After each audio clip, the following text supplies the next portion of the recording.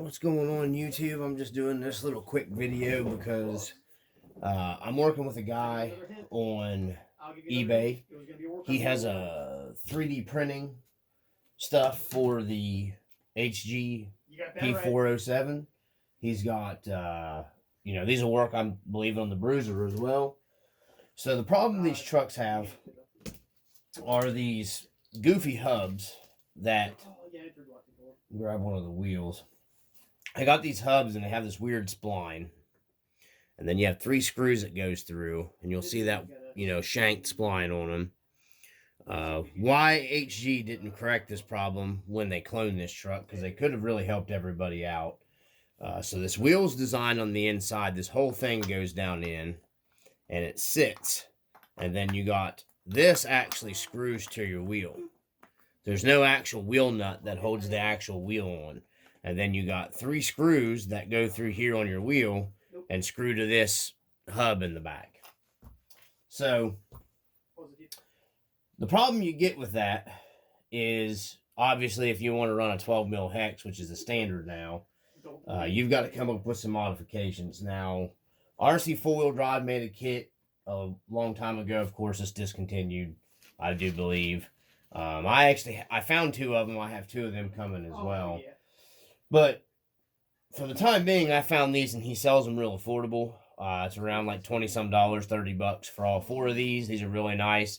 Yeah, they're 3D printed, but they're very nicely made 3D print, guys.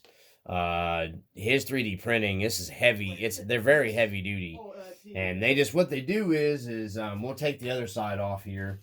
There's a bearing that rides in here on this factory hub for the HG and the Bruiser, and that bearing sits in here. So you'll take your bearing up out of this, and your bearing will just pop right in the back of this 12 mil hex adapter, and then you'll just slide this. This has the same square shank, or whatever you would call it, oval shank, whatever it is, as this, and this will just slide up with your bearing.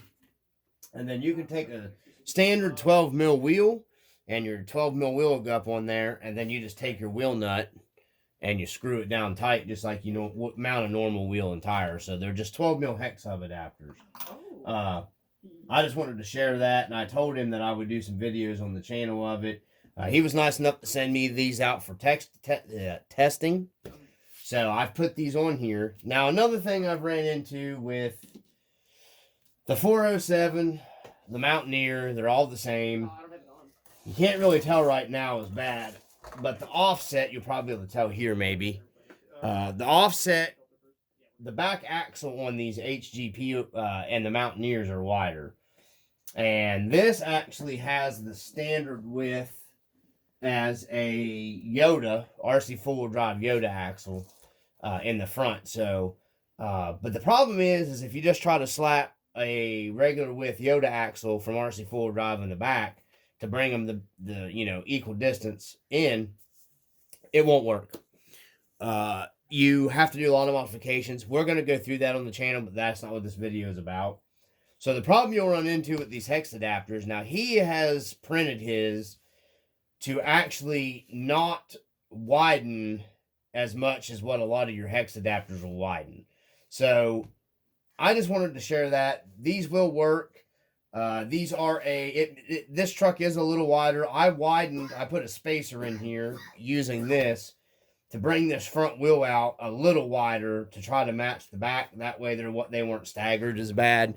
And I don't know if you can see this side is more flush now versus this side. I don't know if you can make it out. This back actually sticks out a lot further than this front. I don't know, maybe the camera will pick it up there. What I'm saying is it's like a drag car in the back. You got a wider back axle. So I have spaced the front out on this one to bring this out. And then these are a 4.75 tire that I'm running on here. These are the clones from AliExpress. I'll put a link for them. I'll put a link for these 12 mil hex adapters in this video too for him. They'll take you right to his eBay. So these tires are basically a 4.75 tire that come on the Bruiser and the HG truck. These were exactly the same size. So I went with these tires. These are very good tire, and I left the harder insert. That way I could, or harder foam. That way I could still go out and bash with these. They're not going to balloon up real bad at speed runs. Not that this thing's real fast. So you do lose a little width right here with this this tire, but this is a wider flat tire. So we're going to go out and run it with these on it, and then I still got these. I can put them back on. It's no big deal. These tires have been fine, and the wheels for being plastic. I'm going to have to upgrade the servo in this because these wheels are steel. These are the rally wheels off of the Sherpa truck that I put on here, and I kind of like the way they looked on there. But a 4.75 tire, I don't got the battery in it or it'd be sitting level. These 4.75 tires are nice and fitting, and these 1.9 wheels, I think they look pretty good on there. So we're going to go out, and you can see the truck's muddy. I've never even cleaned it. We're just taking it out and running it. Pushing it as far as we can before we start the build. So I'm going to get these. This is what it looks like with these. I actually don't mind these. I like the way those look. And then we got these rallies. They both look pretty good on there. These will give me a lot better, these are going to be a lot better, traction, because these tires work very well off-road. So still haven't locked the diffs. We're going to keep the diffs open for now. I'm not doing that video yet. I'm going to show you the proper way of taking everything apart and locking the diffs. But before I switch these out to this other side, I just wanted to go through this video with you guys and explain some stuff. And what I did here in the front to space this out, I have electrical conduit spacers that are polyurethane plastic. And I just drilled them out and came in up here. You've got your spacer and your axle comes out, and this axle sticks out real long on these. So I just drilled this out to where it would fit snub over that stub axle, and I extended this out to push this wheel off the hex just a little bit, and it brought my front out wider and made us look a little closer to our wider track in the back. And then we will be addressing that issue later in the video, because we're going to be narrowing a back axle. I've got the parts coming to narrow it. We're going to do some custom work because I don't particularly mind these axles. They've held up really well in this truck. So we're going to be narrowing. I'm going to try my hand at, and it's an old school trick that a guy did. It's online. You can find it. There's one thing I found about it using the RC four-wheel drive axle kit. When I say axle, I mean the internal part of the axle, not the outside. You got to cut the housing and you got to re-drill the internal stub axle. So we're going to try to narrow up the back, and I want to keep these under this truck for a little while longer for testing purposes. And that way we can still keep the bigger tires and the big look, like a big lifted up truck look. So we're going to go out and run this thing. I'm going to walk some trails tomorrow. It's supposed to be warm here because our holiday stuff don't start till later in the week. So I'm going to go out and do some trailing with this stuff and just enjoying RC out at the park. Going to be taking a bunch of tools with me and these extra parts in case I got to switch some stuff out in the park. And anyways, I just thought I'd share with you guys. I wanted to get this video going for him. Like I said, he sent these to me. We're going to test them out. I can't see there being a problem with these. I mean, they're heavy duty. I can't know why there'd be any kind of problem. They tightened all down tight. Everything fit nice and snug. However, getting them back off the axle stubs, I've had some issues. They fit so tightly. Getting them back off the axle stub hasn't been exactly, that might be a pain in the butt if I go to switch these back out to these style later on. So, because these fit over these axle shanks pretty tight. They're not going to come loose on you. I'll give you that. I'm hoping maybe after I run them a little bit, they'll loosen up, some, but we'll see. But I think that's got a pretty cool look to it with this setup like that as well. So we're going to run it like that as well for a little bit. I think it looks pretty tough. It's got that old school deep dish looking wheel look. So, yeah, from the RC Dungeon, I just thought I'd get this video going. I told him I would do it. And then I'll get this posted up. I'm going to send him a link for the video if he wants to use this video in his channel as well. Or on his, for his eBay store. Because he does print that, and he prints some other stuff, I think, as well.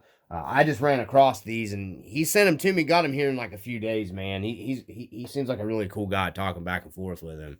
But we'll go ahead, and I'm going to stop the camera, And I'm going to go do a second part of installing them in the other side so he can have that as well. So to take your old wheels off, you'll need a 2mm hex driver. And this is just going to take your old wheels. You got three mounting points right here. It goes into your original hub. I'll show you how easy this is to do. To put these 12mm adapters on. So we got one more, and then this whole assembly will come off of here. Well, your wheel and tire will come off. So this is just taking the stock one off. There's your stock one. Move it out of the way. You've got an axle nut. And they are not a normal size axle nut. You'll need one of these tools. Take your axle nut off. Just like this right here.